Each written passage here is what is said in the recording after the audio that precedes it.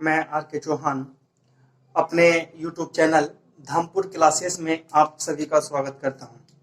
देखिए, मैं वीडियो जो है काफ़ी स्लो डाल रहा हूं कि हाँ, काफ़ी दिनों में जो है वो आपका वीडियो आ रही है। अभी हमारे जो बायोलॉजी के लेक्चर 8 हुए हैं, तो इसमें जो मैं बात करूंगा वो आपका पोषण की करूंगा, और पोषण में भी जो है वो मैं बात करूंगा आपका एक तो आपका वसा की और एक आपका प्रोटीन की। तो ऐसा नहीं है कि धीरे धीरे वीडियो जो है आप इसे ही पढ़िए, इससे ही आपके काफी क्वेश्चन जो है वो आपका एग्जाम में पुट अप हो जाते हैं। क्योंकि तूफान को देखकर ये मत समझना कि तूफान में रवानी नहीं है। तूफान को देखकर ये मत समझना तूफान में रवानी नहीं है। समुद्र की लहरों को देखकर ये मत समझना कि समुद्र में पानी नहीं है। जब उठेंगे तूफान बनकर उठेंगे, क्योंकि अभी हमने ठानी नहीं है। तो इसके साथ मैं शुरू करता हूं आपका पोषण। पोषण में मेनली मैंने बात की थी आपका पोषक तत्व। पोषक तत्वों में जो है मैंने चर्चा की थी आपकी सबसे पहले कार्बोहाइड्रेट।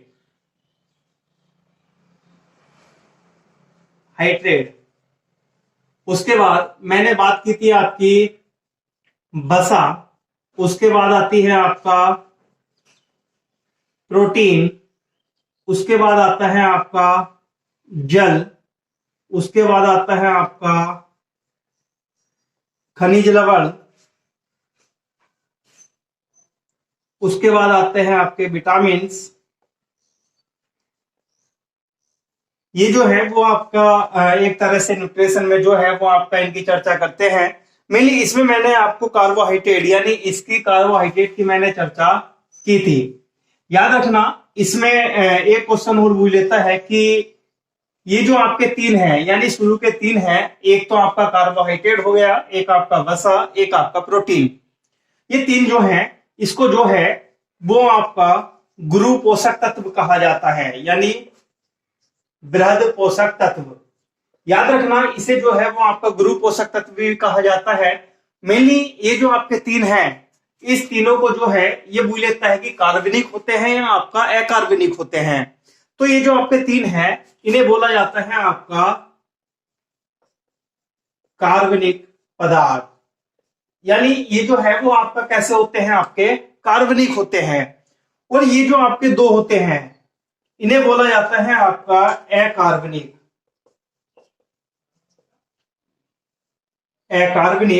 तो पहला आपका कार्बनिक होता है और दूसरा जो है वो आपका अकार्बनिक होता है। इसे जो बोला जाता है वो आपका लघु पोषक तत्व बोला जाता है।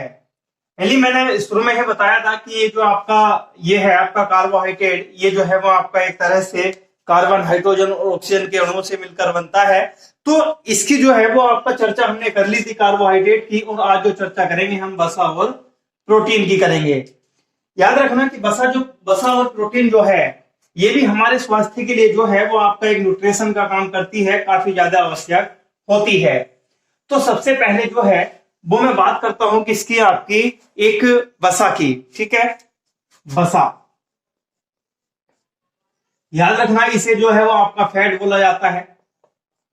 वसा जो है यानी मेनली वसा जो है वो आपका एक तरह से कार्बन, हाइड्रोजन और ऑक्सीजन के अणु से ही मिलकर बनती है। कार्बन, हाइड्रोजन, ऑक्सीजन के अणु से मिलकर ही बनती है। ये जो आपका ऑक्सीजन है, हालांकि कार्बोहाइड्रेट की अपेक्षा जो है वो आपका इसमें वसा में जो है ऑक्सीजन की मात्रा कम होती है। याद रखना, वसा जो है वो आपका दो प्रकार की होती है। यानी वसा जो है वो आपकी दो प्रकार की होती है, एक तो आपका सरल वसा और एक आपका संयुक्त वसा। यानी ये जो आपकी सरल वसा होती है, सरल वसा, और एक आपका संयुक्त वसा। मेनली वसा का निर्माण होता कब है? याद रखना कि जब हमारे पास जो है वो आपका कोई ग्रीस रोल होता है, यानी जैसे मैं कह दूंगा आपका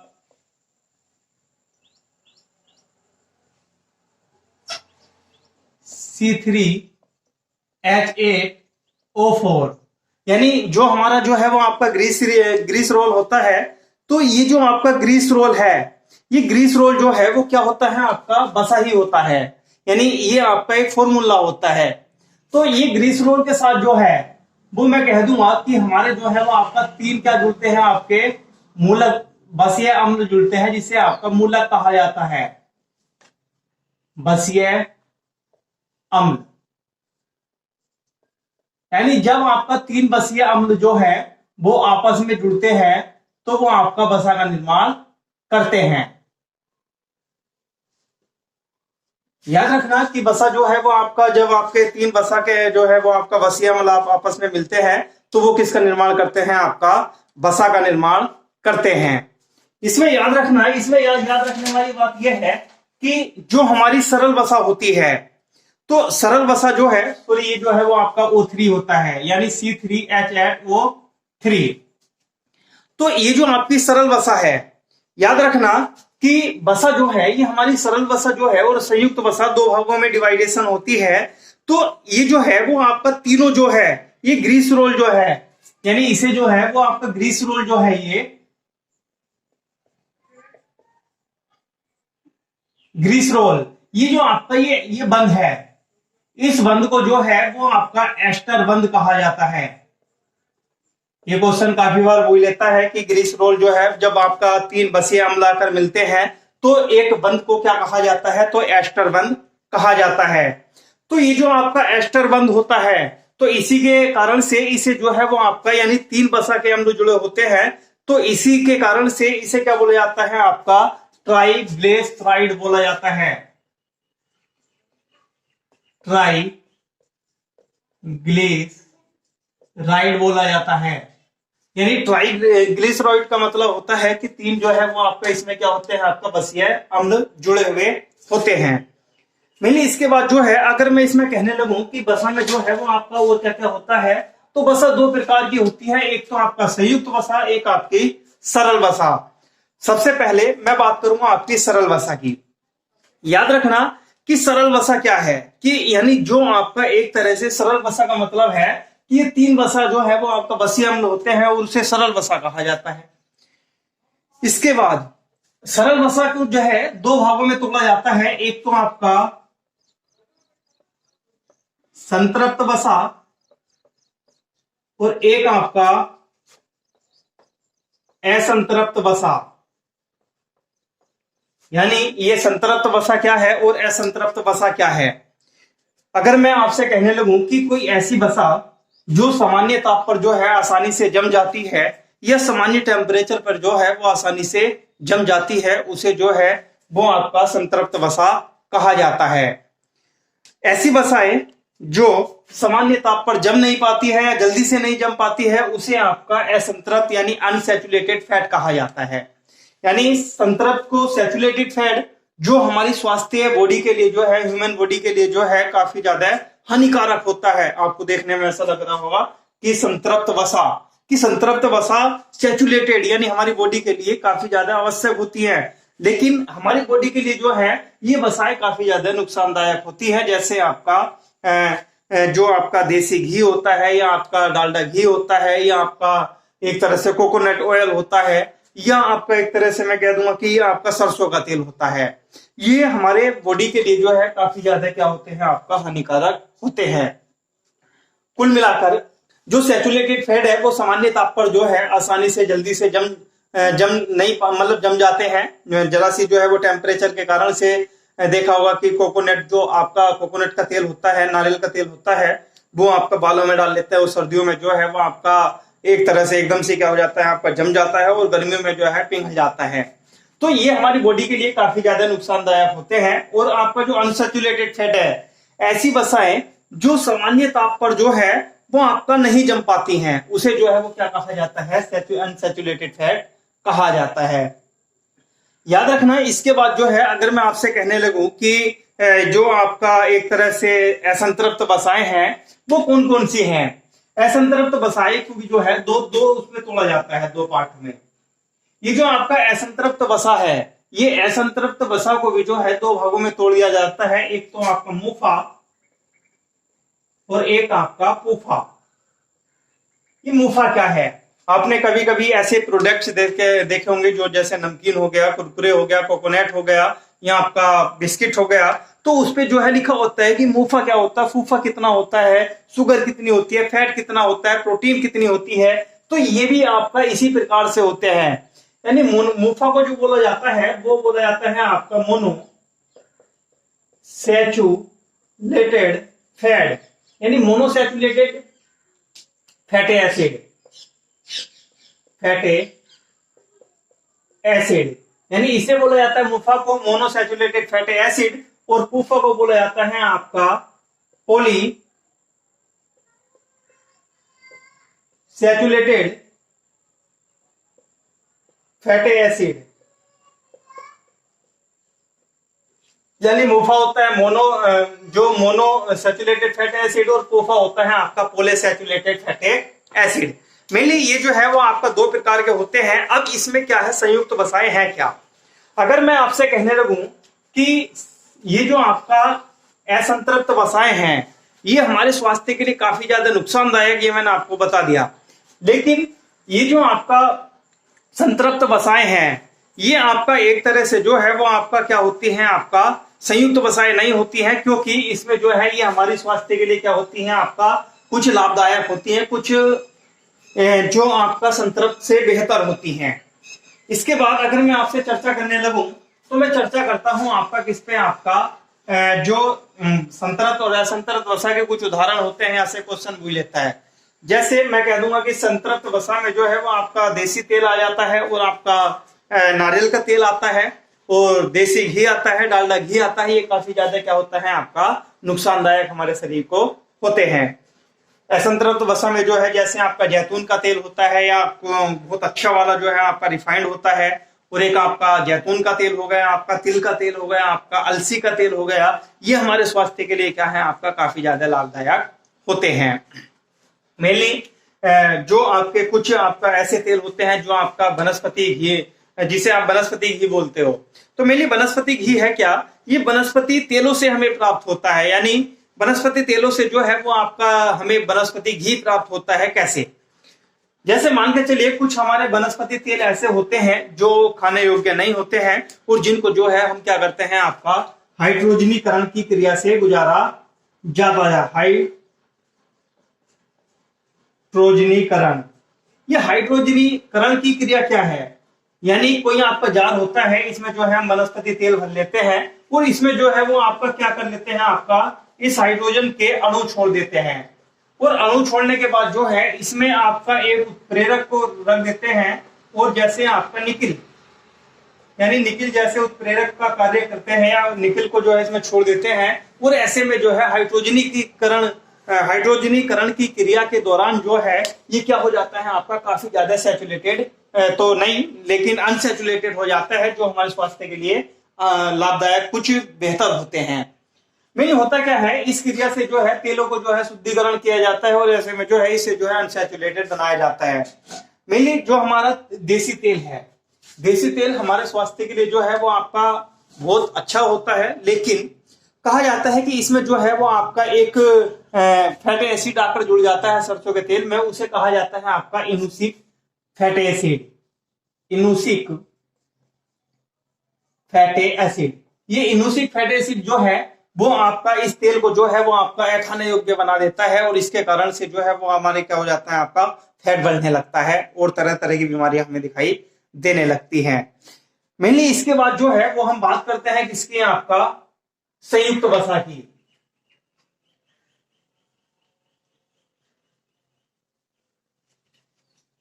संयुक्त वसा, मेनली संयुक्त वसा क्या है,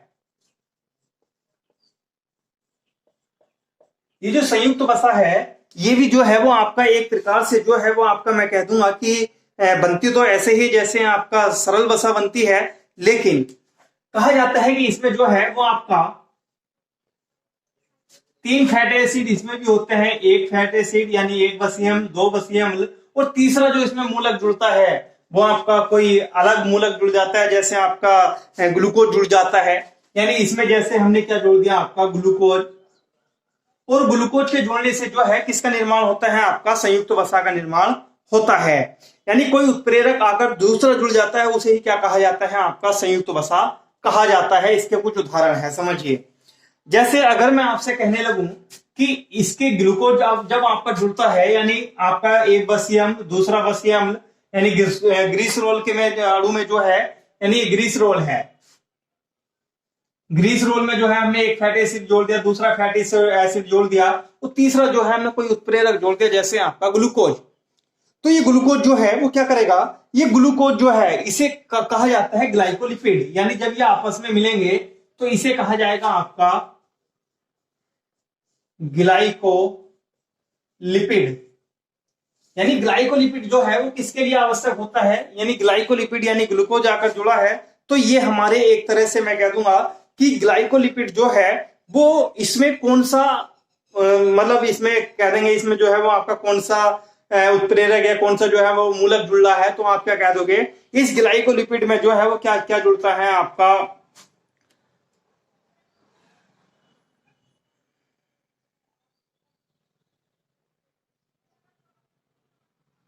हाँ ठीक है, हाँ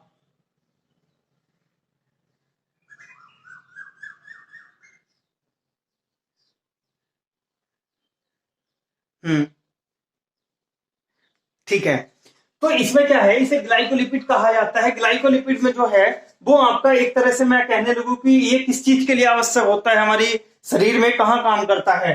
तो ये जो है ग्लाइकोलिपिड जो है, यानी ग्लाइकोलिपिड हमारे शरीर में जो है एक तरह से मैं कह दूंगा कोशिका जो तंत्र होती है या कोशिका होती है, तंत्रिका, तंत्रिका कोशिका के लिए, यानी तंत्रिका कोशिका के लिए जो है ग्लाइकोलिपिड क्या होता है आपका आवश्यक होता है, यानी संयुक्त वसा आवश्यक होती है। ऐसे ही एक होता है आपका फास्फोलिपिड। ये फास्फोलिपिड जो है ये आवश्यक होता है आपका एक तरह से मैं कह दूंगा, फास्फोलिपिड जो है जो कोशिका झिल्ली होती है, यानी ये जो है हमारी एक कोशिका होती है और इसे ही क्या कहा जाता है, कोशिका झिल्ली। तो इसे ये इसके लिए क्या होती है आपका आवश्यक होती है। मेनली होता क्या है कि हमारा जो हृदय होता है, हृदय में जो है वो आपका एक धमनी होती है, एक सिरा होती है। तो धमनी में जो है कभी कभी ऐसा होता है कि यहाँ पर आकर जो है वो आपका वसा जुड़ जाती है और ऐसे में जो है वो आपका ब्लड का सर्कुलेशन जो है हमारे बॉडी से जो है वो आपका निकल नहीं पाता है, और ऐसे में जो है ब्लड जो है वो आपका अनेक कोशिका को नहीं मिल पाता है, जिसके कारण से क्या होता है हमारे एक तरह से ब्लड का संचार नहीं हो पाता है और ऐसे में जो है काफी ज्यादा जो है नुकसानदायक होता है। इसके बाद जो है वो हम बात करेंगे किसकी, आपका प्रोटीन की। यानी हमने जो है वो आपका वसा की चर्चा कर ली, और वसा में अगर मैं कहने लगूं कि वसा में जो है 1 ग्राम वसा में कितनी कैलोरी ऊर्जा होती है, तो यहां पर मैं बता दूं कि 1 ग्राम वसा में 5 किलो कैलोरी 9 किलो कैलोरी ऊर्जा प्राप्त होती है। यानी कार्बोहाइड्रेट में जो है 1 ग्राम कार्बोहाइड्रेट से जो है वो आपका 4 किलो कैलोरी ऊर्जा प्राप्त होती थी, और वसा से जो है 1 ग्राम वसा से जो है वो आपका 9 किलो कैलोरी ऊर्जा क्या होती है आपका प्राप्त होती है। इसके बाद यहीं पर मैं बात करता हूं आपका प्रोटीन की। देखिए प्रोटीन में जो है वो मैं चर्चा करूंगा प्रोटीन। देखिए प्रोटीन भी जो है वो आपका क्या होता है, आपका ये भी जो है वो आपका कार्बन हाइड्रोजन और ऑक्सीजन के अणु से मिलकर बनता है, लेकिन ये जो है वो आपका मैं कह दूंगा कार्बन हाइड्रोजन ऑक्सीजन और इसमें एक और जुड़ा होता है जिसे आपका नाइट्रोजन कहा जाता है। तो याद रखना 1 ग्राम जो प्रोटीन है, यानी 1 ग्राम प्रोटीन से जो है हमें 5 किलो कैलोरी ऊर्जा प्राप्त होती है। यानी 1 ग्राम हमने प्रोटीन ली तो ऐसे में जो है हमें 5 किलो कैलोरी ऊर्जा क्या हो जाती है आपका प्राप्त हो जाती है। ऐसे ही जैसे आपका जो आपका वसा के बॉन्ड को जो है, यानी वसा के जो है बंध को जो है वो हमने क्या कहा था, आपका वसा के जो हमने बंध लगाया था यानी बंध था, उसको भी हमने एक नाम दिया था, जिसे आपका एक नाम दिया था। ऐसे ही जो आपका प्रोटीन का बॉन्ड होता है, यानी प्रोटीन का निर्माण भी कैसा होता है, आपका प्रोटीन का निर्माण भी जो है वो आपका फैटी एसिड जुड़ने से ही होता है। तो याद रखना ये आपका जो प्रोटीन है ये भी कितने प्रकार की होती है, आपका 3 प्रकार की होती है। नंबर 1 सरल प्रोटीन,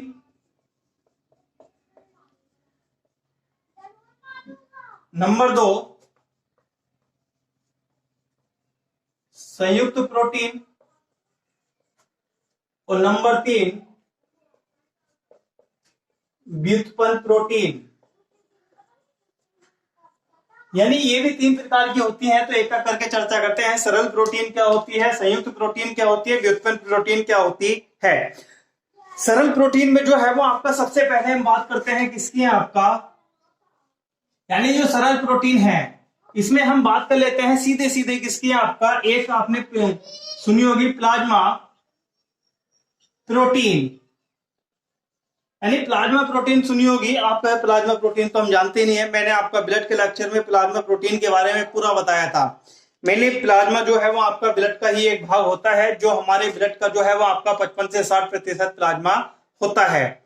प्लाज्मा में मैंने बताया था कि इसमें जो है 90 से 92% जल होता है, और प्लाज्मा में ही 4 प्रकार की प्रोटीन होती है, जिसे आपका एक तो एल्बुमिन प्लाज्मा प्रोटीन कहा जाता है, एक आपका ग्लोबुलिन प्लाज्मा प्रोटीन कहा जाता है, एक को आपका प्रोथ्रोम्बिन प्लाज्मा प्रोटीन कहा जाता है, एक आपका फिब्रिनोजन प्लाज्मा प्रोटीन कहा जाता है। इनको मैंने विस्तार से आपको समझाया था, याद रखना। इसके बाद जो है संयुक्त प्रोटीन में जो है हम कुछ चीजों की चर्चा कर लेते हैं, जैसे आपका जैसे मैं कह दूंगा आपका किसका, आपका कैसीन, यानी संयुक्त एक प्रोटीन होती है उसे कहा जाता है आपका कैसीन।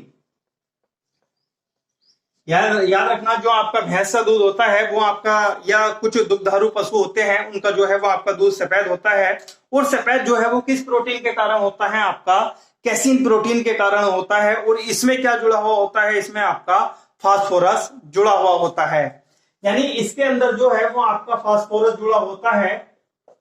और ये जो है वो आपका प्रोटीन कहाँ पाई जाती है, जो आपका दुग्धारू पशु होते हैं और उनका दूध जो है वो आपका सफेद होता है, जिसके कारण से, कैसीन के कारण से। एक प्रोटीन होती है यहां पर आपका कैरोटीन, याद रखना कैरोटीन में भी जो है वो आपका कुछ ना कुछ आकर हमारा जुड़ जाता है। जैसे मैं कहूंगा कैरोटीन में जो है वो क्या जुड़ जाता है आपका, सल्फर। कैरोटीन जो पाया जाता है, जैसे हमारे बालों में कैरोटीन होता है, नाखूनों में कैरोटीन होता है, या मैं कह दूंगा जैसे आपके पशु होते हैं उनके जो खुर होते हैं उसमें कैरोटीन पाया जाता है, या पशु के जो सींग होते हैं उसमें कैरोटीन पाया जाता है। मेनली कैरोटीन जो है वो आपका ये भी कुछ ना कुछ हमारा शरीर की रक्षात्मक कार्य करता है, यानी रक्षा करता है, जैसे नाखूनों से, बालों से, खुरों से, सींगों से, सब क्या करता है आपका रक्षात्मक का कार्य करता है। ऐसे ही अगर मैं आपसे कहने लगूं, एक होती है आपका म्यूकोप्रोटीन, म्यूकोप्रोटीन। म्यूकोप्रोटीन में जो है वो आपका आकर क्या जुड़ जाता है, हमारा ग्लूकोज जुड़ जाता है, यानी ग्लूकोज जो है वो आपका हमारे शरीर की कोशिकाओं को ऊर्जा देता है, और ऊर्जा देने से जो है वो आपका अनेक प्रोटीन मिलती है। जैसे मैं कह देता हूं कि हम बहुत सी चीजें खा लेते हैं, जैसे आपका साग खा लेते हैं, सब्जी खा लेते हैं, दाल खा लेते हैं, तो इसमें ऐसा नहीं है कि हमारे जो है वो आपका सारे मिनरल्स इनसे ही मिल जाते हैं। मेनली हमारे शरीर को जो है, यानी हमारे जो है वो आपका कम से कम जो है वो आपका 20 से 22 मिनरल्स जो है वो हमें चाहिए होते हैं। यानी 20 से 22 जो है वो आपका ऐसे फैटी एसिड हैं, ऐसे जो है एक तरह से प्रोटीन्स होती हैं, जो हमारे अलग अलग कोशिका अंगों को जो है वो आपका एक तरह से महत्वपूर्ण कार्य करती है, महत्वपूर्ण जो है होते हैं। लेकिन कुल मिलाकर 20 से 22 जो है वो आपका हमारे शरीर में जो है वो आपका अम्ल होते हैं। और ऐसे में ये आपके जो प्रोटीन या आपका ऐसे जो है वो आपका कुछ ऐसे होते हैं जो हमारे शरीर जो है हमारा शरीर जो है स्वतः ही पैदा कर लेता है। जैसे 10 से 11 जो है जो एसिड है वो हमारा शरीर जो है वो आपका खुद ही क्या कर लेता है, आपका उत्पन्न कर लेता है। लेकिन कुछ आपके ऐसे अणु होते हैं, कुछ ऐसे आपका प्रोटीन होती हैं जो हमारे जो है वो आपका किसी बाह्य पदार्थ से हमें लेना पड़ता है, जैसे साग से, सब्जी से, दाल से, ऐसे करके जो है। तो ऐसा नहीं है कि हम कुछ खाते हैं तो हमें कुछ नहीं मिलता है, उसमें कुछ प्रोटीन हो जाती है, या आपका विटामिन हो जाते हैं, खनिज हो जाते हैं, कुछ ना कुछ जो है वो हमें उनसे आपका मिल जाता है। ऐसे ही जो है वो आपका जो श्वसन लेयर होती है, श्वसन लेयर के जो है वो आपका श्वसन लेयर के लिए म्यूकोप्रोटीन क्या होती है, आपका आवश्यक होती है। ऐसे ही एक होती है आपका क्रोमोप्रोटीन। ये क्रोमोप्रोटीन जो है वो हमारे ऐसा मैं कह दूंगा कि जो आपका रंग बदलने के लिए जो है वो आपका क्रोमोप्रोटीन होती है। जैसे आपका हीमोग्लोबिन, हीमोग्लोबिन पे मैंने चर्चा की थी ब्लड वाले चैप्टर में, और हीमोग्लोबिन में मैंने आपको बताया था कि हीमोग्लोबिन 2 चीजों से मिलकर बनता है, एक तो आपका हीम और एक आपका ग्लोबिन। हिम और ग्लोबिन जो है दो दो चीज थी, और आपका हिम वाला भाग जो था, पहला वाला भाग हिम वाला भाग भी दो चीजों से मिलकर बनता था, एक तो आपका आयरन से और एक आपका पोरफायरिन से। तो आयरन मैंने बताया था, आयरन के कारण से ही जो है वो आपका क्या होता है, आपका ये हीमोग्लोबिन का रंग लाल होता है, और हीमोग्लोबिन के कारण से हमारा ब्लड का रंग लाल होता है, और ब्लड के कारण से जो है हमारी आरबीसी का रंग लाल दिखाई देता है। तो ये क्या है, म्यूकोप्रोटीन जो है हमारे शरीर में रंग प्रदान करने के लिए जो है आवश्यक होती है। इससे प्रोटीन्स की कमी से कुछ हमारे रोग हो जाते हैं, जैसे आपका मरासम रोग होता है कि प्रोटीन की कमी से जो है वो आपका हड्डियां दिखाई देने लगता है। कुछ बच्चों की जो है वो आपका वसा फैट, मतलब जो फैट है उसका निर्माण नहीं हो पाता है, और ऐसे में उनकी हड्डियां आपस में स्वाब दिखाई देती है, जिसे आपका मरासम कहा जाता है। एक होता है आपका क्वासरकोर। क्वासरकोर भी जो है वो आपका रोग किससे होता है, प्रोटीन की कमी से होता है। तो ये यहां से जो है वो कुछ क्या करता है, आपका क्वेश्चन कुछ ना कुछ आपका पूछ लेता है। तो व्युत्पन्न प्रोटीन जो बची है ये इतनी महत्वपूर्ण नहीं है, यानी हमारा जो शरीर है जब आपका जल का अपघटन कर लेता है तो उसमें कुछ प्रोटीन काम करती है जिसे व्युत्पन्न प्रोटीन कहा जाता है, इतना महत्वपूर्ण नहीं है। मेन लिहाज से जो है वो आपका कुछ क्वेश्चन आपके पूछ देता है। याद रखना, मैंने आपको कार्बोहाइड्रेट पढ़ा दिया, मैंने आपको प्रोटीन पढ़ा दी, मैंने आपको वसा पढ़ा दी, इनसे कुछ क्वेश्चन आपके बनते हैं, वो आपका यहां से देख लेना क्या क्या क्वेश्चन आपके बनते हैं। मेनली इसके बाद जो है वो मैं कल की वीडियो में चर्चा करूंगा आपका विटामिन की और आपका खनिज की।